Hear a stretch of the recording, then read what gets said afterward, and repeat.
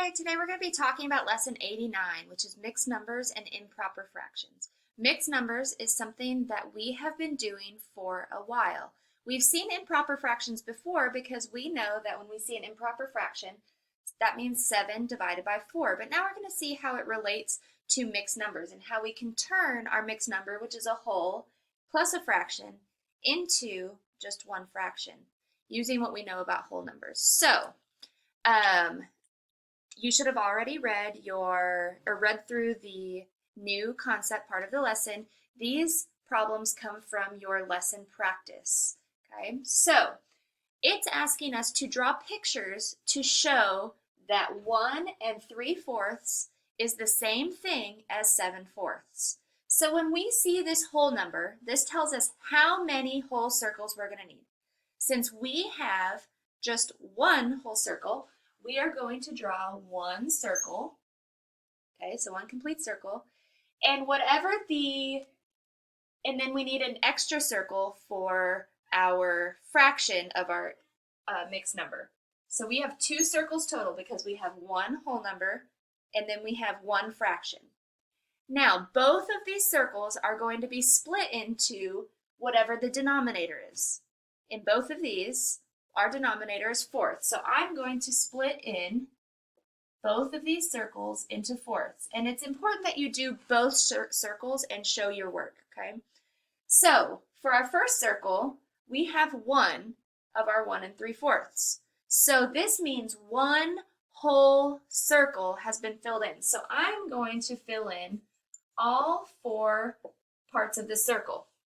So this would be 4/4. Okay. Now over here, I'm going to be filling in this circle to match my fraction. So I'm going to fill in 3 of my 4 parts, which stands for 3/4.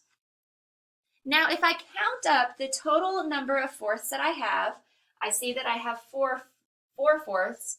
Over here I have 3/4. So total, this is going to create 7/4. And we know it's an improper fraction. We know the word im means not. So it's not proper. It's not going to be something that you use all the time.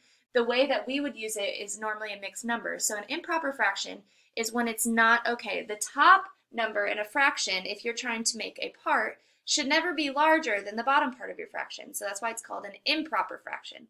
So we have 7 as our numerator. We have 4 as our denominator. Anytime the top number is larger, we know that that whole numbers are going to be involved. Okay? So this picture proves that 1 3/4, this is our 1 whole, this is our 3/4, is equal to the same thing as 7/4. Now, let's look at our next example. This one says 2 1/2. Remember, our 2 is our whole number, so this is going to be how many whole circles we're going to create. So we have 2 whole circles, and then our fraction of our mixed number needs to also have a circle. So we have 3 circles total. Now, all 3 of these circles need to be divided into the number that is our denominator, which right now is a 2. Last time it was a 4, now it's a 2. So I'm going to split all of these circles in half. Now, I need to start filling them in. I know that 2 whole circles need to be filled in. So I have 2 whole circles, and then my part is 1/2. So I'm going to fill in 1/2 of my third circle. So we know this whole number is 2/2. We know this whole number is 2/2, because remember, when the top number and the bottom number are the same, that means it's one whole. And our last one is 1/2. So if we were to add all of these together, I would have 2 plus 2 plus 1, which equals 5. And my denominator does not change. You don't add 2 plus 2 plus 2. My denominator will always be 2 when adding fractions. So I know that 2 1/2 is the same thing as 5/2 because I have a whole, which is 2/2, plus another 2/2, and 1/2 is going to equal 5/2. Okay?